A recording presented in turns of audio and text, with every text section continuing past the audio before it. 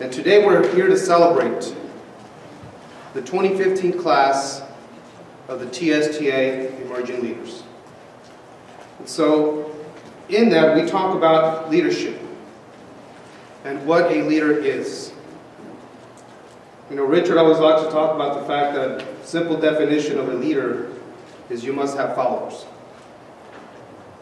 But when I look at leadership, I look at those who are willing to take on the responsibility, not for themselves, but for something much greater than themselves. Those individuals that will enable others to achieve a purpose much higher than themselves, especially in the face of uncertainty. And so when we talk about leadership in TSTA, we have to look at who are those folks. And I have to give it to you local presidents, because it was hard to decide and select. You know, some of you sent multiple applications for emerging leaders. And God, I wish we had the funding to be able to have brought all of them, if not more. And so it made it a difficult process in order to read through those applications and try to determine. There's one thing that I don't like, is a system in which we have to pick winners and losers. And I sometimes feel that when we don't have the resources to be able to train and really go further deep in to provide everyone the training we need, but we've got to start somewhere. And I'm proud of the work that you all did in selecting this amazing class of 2015 TSTA Emerging Leaders. Let's give them up another hand.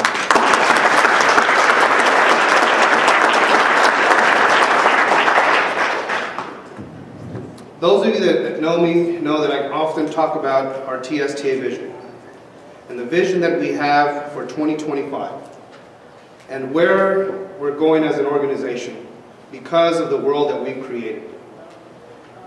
This summer I saw a lot of Facebook posts about people hanging out at the Magic Kingdom, the happiest place on earth, right? Until you're a parent and you're there dealing at 9 o'clock at night. Come on, China, this is the happiest place on earth. Don't cry, let's go. And so, you know, I see the pictures, families, I see the smiles. You know, I've been there myself, and it just kind of takes you to a different world. And I remember when I was going to take my teacher certification exam to become a teacher, the advice that I received was, just pretend it's Disneyland when you take that test. You know, don't go in with all your preconceived notions and the experience that you actually had as a teacher's aide and the work that you actually did and the struggles that you actually know exist. Put all that aside, pretend all that doesn't exist, and go into that test and imagine that it's Disneyland and you have all the resources, you know, that you can ask for, and you have all the support that you can need, and you'll do good on that test. So I did. I went in, no problem, took my certification exam, walked into my classroom. And boy, even though I knew what I knew as a teacher's aide, was I in for a shock. And so I think about our profession, and I think about the important work that we have to do as an organization and how we are going to lead that charge and that change. And when you read that vision of 2025, I think of that happy place. How we can create our own Disney World, our own Disneyland, but where it becomes a place that is not just a fantasy land that requires admission to get in. Because when I think of where our society is going and where our legislators are taking us, yes, they want to create that Disneyland, but what they want to create is an admission price to get in. And what we are all about is letting those doors wide open for every single child to succeed.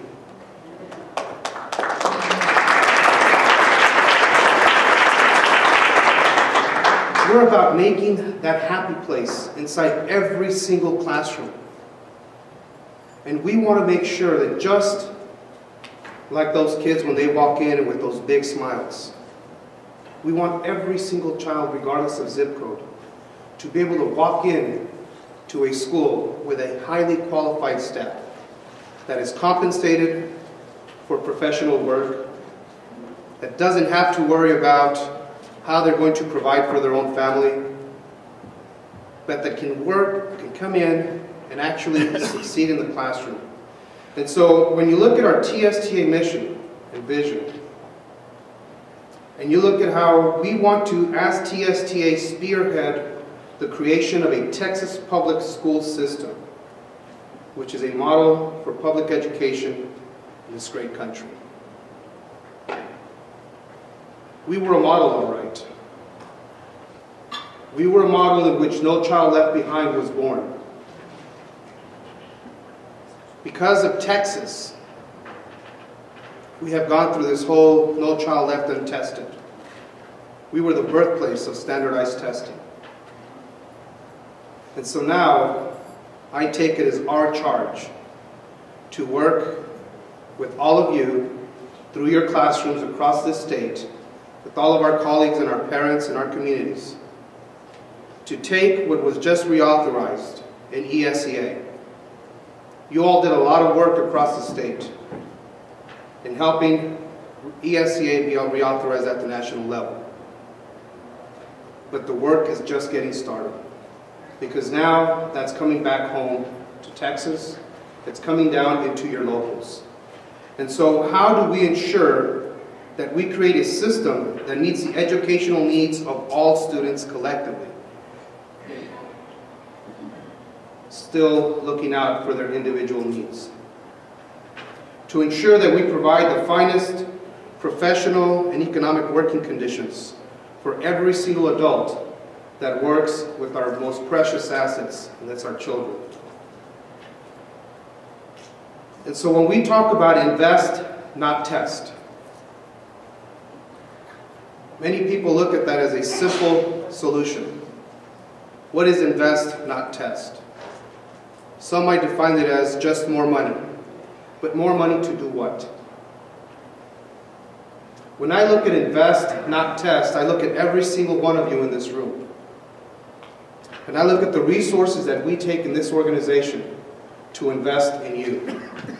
To invest in your leadership development, to invest in you to go back to your locals and make this dream a reality, beginning not just in your classrooms, not just on your campus, but across your community. Because more than ever, our children are depending on us as members of the Texas State Teachers Association. They're depending on us as the bus drivers, as the custodians, the teachers, administrators. They are depending on us to be the true champions and the true superheroes that they want to look up to. Because we need to be those champions for children, not just across our community, but across this entire country. And how we lead change in our communities as we organize around issues that matter to our members, that ultimately impact the success of every single child in our classroom. And so when we talk about investing and not testing, we have to know and understand how we articulate what that means. We have a great vision that's on paper, but that vision does not live unless you bring it to life. Unless you take that vision and make it a reality and make it work, not just for us, but for the children in our classrooms.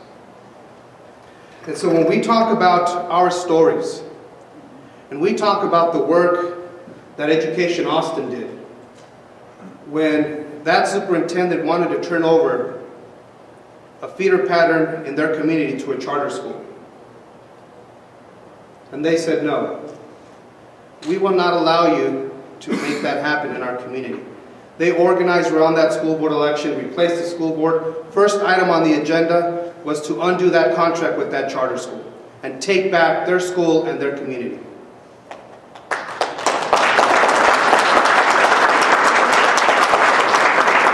When you had our president in Harlandale who got up to speak before a school board meeting and was silenced and was told she could not address her school board because she was not a member of the community. She could have easily have gone away and taken the order, but if you all know Julie, she's not about to sit down and shut up. But the amazing thing in that story was when she took a stand, she did not stand alone. When she took a stand, she had her colleagues, not just from Harlandale, but from around the San Antonio community that came and stood with her. And so when we're talking about taking a stand for public education, too often we've stood alone. And our time is now. Our time is now to stand up. To stand up for public education, to stand up for our students, and stand up for the very basic essence of what is a viable and strong democratic society. So, as I release our TSTA 2015 Emerging Leaders and go and join your teams,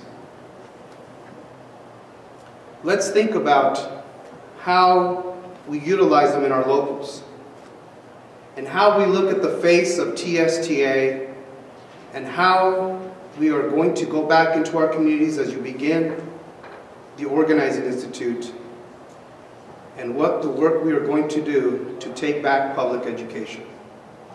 And so when the emerging leaders join you, they will no longer just be spectators in your local.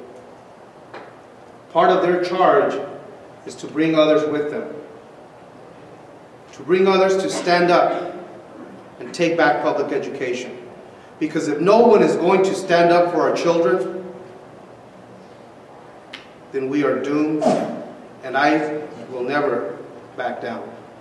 And I know that you will stand with us, and you will go, fight, and ensure that we realize our mission, which is a great public school for every child.